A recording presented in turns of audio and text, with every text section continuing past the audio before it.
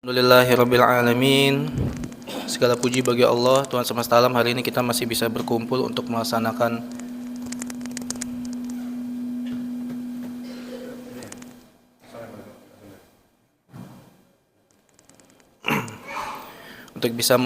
ibadah puasa di bulan Ramadan. Semoga Allah selalu memberikan kepada kita keistiqomahan dalam melaksanakan ibadah Ramadan ini sampai nanti kita bertemu dengan Idul Fitri. Dan tak lupa kita juga bersalat kepada Nabiullah Muhammad sallallahu alaihi wasallam, dan semoga kita terus istiqomah di dalam ajaran beliau sampai nanti kita bertemu dengannya di jannahnya Allah. Amin ya rabbal alamin. Sebelumnya kita mari sama-sama berdoa kepada saudara-saudara kita, ayah kita, keluarga kita, ibunda kita, atau handai tolan sahabat yang mungkin saat ini sudah Allah panggil. Semoga Allah berikan cahaya di kuburnya, Allah jadikan kuburannya sebagai taman di antara taman-taman surga.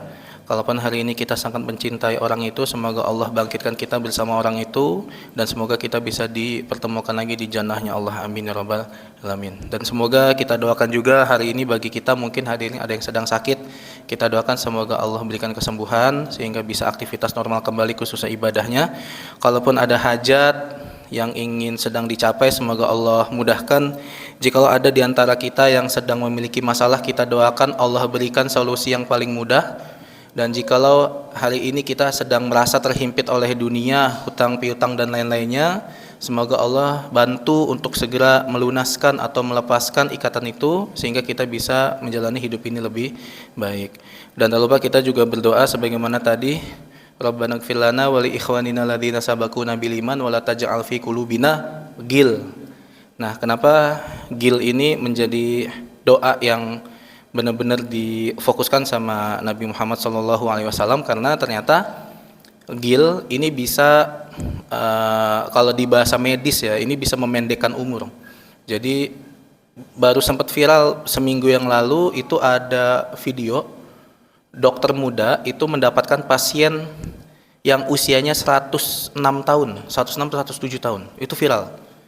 Jadi ada seorang pasien datang untuk ngecek kondisi medical check up ke rumah sakit atau klinik ya.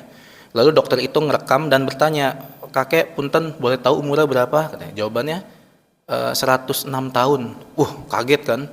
Jadi harusnya si kakek ini yang dapat resep dokter, malah kebalikannya. Dokter ini yang menanyakan resepnya. Akhirnya si dokter muda ini menanya, "Dok, boleh tahu dok resepnya? Kakek boleh tahu, saya sebagai dokter pengen tahu resepnya apa gitu. Kok si kakek sangat sehat, bugar, terus bisa sampai usia segini." Lalu jawaban si kakek itu simple, yaitu kalau bahasa kita kayak legowo. Jadi kata si kakek itu, "Dek, kita terima aja apa yang sudah Tuhan kasih. Nggak usah ngeluh, nggak usah membandingkan. Insya Allah itu akan memperpanjang usia." Kenapa? Karena ternyata yang menjadikan kita hari ini ngerasa sempit dan lain-lainnya adalah merasa tidak qanaah ya, tidak menerima apa yang sudah Allah kasih. Dan ini juga menjadi pelajaran ya. Makanya dalam ini termasuk dalam kaidah seorang mubalik atau seorang pemberi nasihat ya. Jadi pemberi nasihat itu, misalkan saya hari ini ngomong ke teman-teman jamaah, ini bukan berarti nasihat itu untuk jamaah, tapi sebenarnya nasihat itu untuk sendirinya. Makanya dalam sebuah kaidah atau hal-hal yang harus disampaikan ketika khotib Jumat adalah khotib biasanya menyampaikan, khotib berwasiat kepada jamaah dan khususnya pada diri khotib sendiri. Itu menjadi hak kaidah sebenarnya buat kita atau bapak-bapak, ibu-ibu yang hari ini menjadi pemberi ilmu yang Allah berikan amanah sebagai ustadz, ustazah, kiai dan lain-lainnya, guru termasuk. Ini menjadi kekhawatiran. Khawatirnya apa yang kita sampaikan tidak kita laksanakan. Kenapa? Karena di surat As-Saff disampaikan kabura maqatan 'indallahi an taqulu ma la taf'alun. Kabura itu besar banget kebencian Allah sama orang-orang yang mengatakan sesuatu yang tidak dia lakukan. Makanya sebenarnya deg-degan ya kalau misalkan ditanya suruh maju, suruh memberikan. Kayak misalkan saya guru nih, itu kalau satu kesalahan aja dan diikutin sama murid-murid saya keterusan, selama itu sumbernya utamanya dari saya, maka saya akan terus dapat nilai keburukan dari ilmu itu. Nah ini juga berkebalikannya, kalau misalkan kita ngasih ilmu kebaikan, maka selama orang itu masih menjalankan dan dia ingat yang ngasih tahu dia itu adalah kita, maka itu akan menjadi nilai kebaikan yang terus mengalir, bahkan disampaikannya sebagai sedekah jariyah atau ilmu yang bermanfaat. Maka dari itu para jamaah, tadi kita berdoa semoga kita terhindar dari sifat ghil. Lalu yang kedua, semoga apa yang kita sampaikan ini menjadi nasihat buat diri kita sendiri. Di singkat ini paling hanya saling mengingatkan aja para jamaah terkait dua waktu yang hari ini, mungkin kalau 10 hari pertama masih semangat, yaitu sahur dan berbuka. Cuma nanti akan digoda di beberapa hari di mana dua waktu ini akan digoda sangat-sangat kencang oleh jin. Bukan untuk orang yang malas, tapi terkadang untuk orang yang rajin. Padahal di Al-Bukhari disampaikan, khususnya waktu sahur, sahurlah kalian karena di waktu sahur itu ada barokahnya. Barokah itu adalah ziyadatul khair, bertumbuhnya kebaikan. Kalau kita yang tadinya nggak sabar jadi tambah sabar. Kita yang tadinya pemarah jadi agak tenang. Kita yang tadinya pas lagi di kendaraan suka neken-neken klakson, nah ziyadatul khair. Bukan nambah banyak klakson ya, tapi pelan-pelan gitu ya. Yang biasa di lampu merah nih, belum hijau udah langsung klakson, nah itu kita udah mulai nahan. Nah itu namanya ziyadatul khair yang teraplikasikan di dalam hidup kita. Termasuk di keluarga juga, kalau ada anak dan lain-lainnya misalkan dia melakukan kesalahan, bisa gak kita menjaga respon kita agar tidak menyakiti hati mereka yang biasanya marah-marah. Nah pasca dari sini tidak menjadi marah. Nah itu bisa didapatkan kalau misalkan kita sahur, yaitu bersahurlah kalian karena di waktu sahur itu ada barokahnya. Nah yang paling jadi catatan adalah sahurnya benar atau tidak. Bukan masalah benar ya, sesuai tuntunan Nabi atau tidak. Yang pasti kita sudah tahu salah satu kaidah sahur atau sunnah Nabi, sahur itu diakhirkan. Jadi kalau bapak-bapak, ibu-ibu, adik-adik bangun jam 2 pagi gitu ya, mah sahur mah jam 2 pagi, itu saya bisa jamin menjelang waktu subuh itu lapar lagi. Bahkan ini pernah diteliti oleh beberapa dokter, kenapa Rasul itu meminta sahurnya itu diakhirkan, kalau bisa 20 menit sebelum subuh katanya.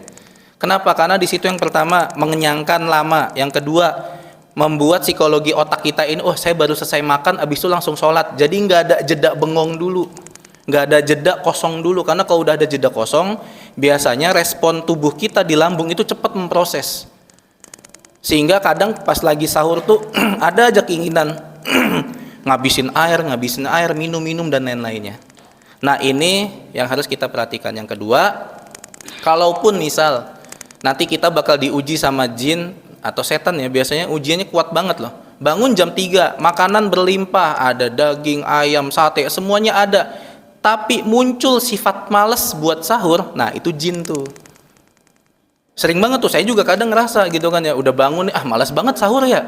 Nah itu hati-hati, karena jin itu nggak mau kita dapat barokahnya, karena jin itu nggak mau kita ziyadatul khair, bertambah kebaikan. Makanya jin tuh menggodanya kayak gitu, udah nggak usah sahur, kamu kan semalam udah makan, udah tidur lagi aja, nanti aja subuh bangun. Benar, subuh bangun, tapi dia tidak melaksanakan sahur. Padahal tadi Nabi menganjurkan kita untuk sahur, dan ternyata hampir semua umat beragama itu berpuasa. Yang membedakan salah satunya adalah kita ada sahur, yang mereka tidak ada sahur. Teman-teman saya di Kristiani, mereka juga berpuasa, cuma mereka tidak sahur. Yahudi berpuasa, tapi mereka tidak sahur. Nah, orang puasanya Islam itu dibedakan salah satunya dengan sahur. Lalu apa yang dilakukan ketika sahur menjelang subuh juga, yang biasa kita didengarkan yang di masjid-masjid dan lainnya, ada di surat Az-Zariyat juga, wabil asharihum yastaghfirun. Jadi kalau misalkan habis sahur masih ada waktu 5 menit, boleh sambil main HP, terus diingat ayat ini, oh ternyata dulu Nabi di waktu sahur, buat sahur itu kan bahasa Arab dari sahar ya, waktu menjelang subuh. Rasul itu suka beristighfar. Jadi kalau misalkan bingung mau ngapain, nah kalau mengikuti ngajeng Nabi, istighfar aja. Astagfirullahaladzim, astagfirullahaladzim. Sambil main HP nggak apa-apa kalau emang masih belum terbiasa untuk fokus. Ya, kayak Nabi, kalau dulu Nabi fokus di sejadahnya istighfar, astagfirullah, astagfirullah, astagfirullah. Kalau kata Aisyah ngomongnya bukan astagfirullah, Allahumma gfirli, Allahumma gfirli, Allahumma gfirli. Ya Allah, ampunilah aku, ampunilah aku, ampunilah aku. Itu Nabi. Bahkan beberapa ulama menyampaikan Nabi itu sehari bisa 1000 kali istighfar. Itu Nabi Muhammad. Nah, bagaimana dengan kita? Kita harusnya bisa lebih dari itu. Itu yang sahur. Lalu berikutnya terakhir terkait berbuka. Disampaikan dalam hadis Rasulullah SAW ada dua kenikmatan atau dua kebahagiaan orang ketika sedang berbuka, yaitu yang pertama adalah ketika bertemu dengan Allah nanti, lalu yang kedua adalah ketika dahaganya itu hilang ketika waktu dia berbuka. Nah, terkadang kita waktu berbuka ini terkecohkan oleh beberapa aktivitas. Ingat, kaidah berbuka itu bukan mengakhirkan tapi menyegerakan. Jadi kalau udah Allahu Akbar, ini bukan berarti, beberapa video saya pernah ngeliat tuh ada orang nyiapin cendol di giginya. Jadi pas Allahu Akbar langsung telan. Nah, ini malah bahaya tuh. Ya, maksudnya enggak sepersekian detik juga, tapi misalkan menyegerakan tuh maksudnya gini. Kalau misalkan maghrib jam 18 berapa? 13 ya. Jam 6.13 atau 6.15, itu jam 6 kita udah jangan ada aktivitas kalau bisa. Nah, bapak-bapak jangan iseng nih, wah jam 6 nih masih ada 15 menit lagi, bongkar mesin motor, nah itu jangan. Itu bakal lama tuh. Atau ibu-ibu iseng, nyangin inilah atau apalah, atau ke pasar lah dan lainnya, itu malah tidak masuk ke hadis tadi. Jadi menyegerakan itulah kita mempersiapkan diri menuju berbuka, dan ketika sudah Allahu Akbar, nah Rasulullah itu apa yang dilakukan? Ambil air putih, ucapkan bismillah atau bismillahirrahmanirrahim, terus minum, taruh, terus doanya kapan? Habis minum, gitu. Jadi Ustaz, kalau misalkan doa dulu boleh gak? Boleh, tapi jangan yang panjang-panjang. Ingat, kaidah berbuka itu menyegerakan. Saya pernah ikut sebuah kegiatan berbuka puasa di sebuah tempat. Azan, Allah Akbar. Udah nih, pas mau diminum, stop. Kita doa dulu. Ternyata doanya 5 menit. Itu udah pasti kagak fokus. Doanya kagak fokus. Pas lagi berbukanya pasti rebutan. Kenapa? Pas lagi doa udah mikir kan, ini cendol diambil siapa nih? Enggak. Risol diambil siapa nih? Martabak jauh banget nih, enggak. Es timun kok jauh banget dan lainnya. Nah, makanya fokusnya adalah Allahu Akbar, diambil air putih, bismillah, 3 kali tegukan atau ganjil, taruh, doa. Ustaz, bagaimana dengan hadis berbukalah dengan yang manis? Nah, ini hadisnya sebenarnya fokusnya kepada rutop. Rutop itu kurma yang baru, bukan agak mengkel tapi sudah sedikit mateng. Jadi kalau misalkan ada iklan berbukalah dengan yang manis lalu dia menyebutkan merek dagangannya, itu sebenarnya bukan ke sana gitu loh. Apalagi kita tahu ya kalau misalkan menjelang Ramadan iklan sirup marjan banyak kan. Nah, itu nggak masuk ternyata ke situ. Jadi manisnya itu sebenarnya kalau mau difokuskan kepada sunnah, manisnya itu manisnya kurma ternyata. Kayak gitu ya. Tadi Rasul bismillah, minum, taruh, habis itu makan. Nah, makannya biasa awalnya itu kurma yang jumlahnya ganjil. 3, 5 cukup kali ya. Kalau misalkan 3 kilo boleh saat kan ganjil, nah itu kilonya dan lainnya gitu ya, dibedain. Lalu Rasul sholat, habis sholat baru kalau ada makan besar Rasul makan, kalau nggak ada Rasul lanjutin dengan kurma ataupun zikir menuju isya. Jadi yang terpenting berikutnya adalah doanya jangan lupa. Kenapa? Karena tempat paling sangat dekat ya atau yang dikabulkan untuk berdoa adalah ketika waktu berbuka. Makanya nanti bismillah, minum, taruh, doa. Kalau ada anak-anak, Pak, ini bapak-bapak ya, di ubun-ubun anak-anaknya disentuh sambil doa. Jadi pas lagi doa maghrib tuh, ya Allah ya Rabb, nggak bisa pakai bahasa Arab nggak apa-apa, mau pakai bahasa Sunda, bahasa Inggris, bahasa Indonesia nggak ada masalah kok. Allah tuh pintar banget. Kita pegang anak kita di depan, saya sering banget ngelakuin itu di rumah, saya pegang palanya si Kindi, saya elus-elus. Dia mau kagak ngerti tuh, ini lagi diapain sih gitu, pokoknya penting saya lagi doa, saya pegang, saya doain kebutuhan dia apa, dia lagi sekolah, saya doain semoga dia mudah untuk mendapatkan ilmunya. Terus anak kedua, anak ketiga, istri digituin juga. Itu Masya Allah, itu doanya luar biasa di waktu itu. Maka jangan sampai kita terkecohkan oleh hal-hal yang tidak sesuai sunnah. Maka dari itu yuk sama-sama kita tadi di waktu sahur dan di waktu berbuka itu lebih kualitasnya lebih diperbaiki lagi, bobotnya lebih diperbaiki lagi. Ini juga nasihat buat saya pribadi. Terkadang waktu maghrib tuh masih ada aja aktivitas ya. Yang punya anak kecil kalau bisa udah mandi sebelum maghrib biar nggak usah riweuh dan lain-lainnya. Aktivitas nyapu, ngepel dan lainnya itu dilakukan 4:30 atau jam 5 gitu. Biar kenapa? Jam 6 kita udah kumpul keluarga inti, kita udah saling mendoa, bahkan kalau bisa doanya dicatat kalau emang lupa. Jadi dari hari pertama Ramadan sampai hari 30 Ramadan itu doanya sama. Ya, boleh dibuka pas lagi sholat, dibuka catatan doanya, ya Allah aku ingin ini, ya Allah anakku yang pertama ingin ini, anakku yang terus gitu, itu boleh kok, nggak ada masalah. Karena doa itu tidak ada bakunya, yang penting ada adabnya, menghadap kiblat, tangannya dikeataskan dalam keadaan wudhu, kalau bisa memuliakan Allah dulu, lalu bersolawat kepada Nabi, lalu kita berdoa. Itu paling para jamaah subuh yang berbahagia, semoga kita bisa menjalani Ramadan ini dengan lancar sampai nanti terakhir. Wallahu a'lam bishawab. Terima kasih. Assalamualaikum warahmatullahi wabarakatuh.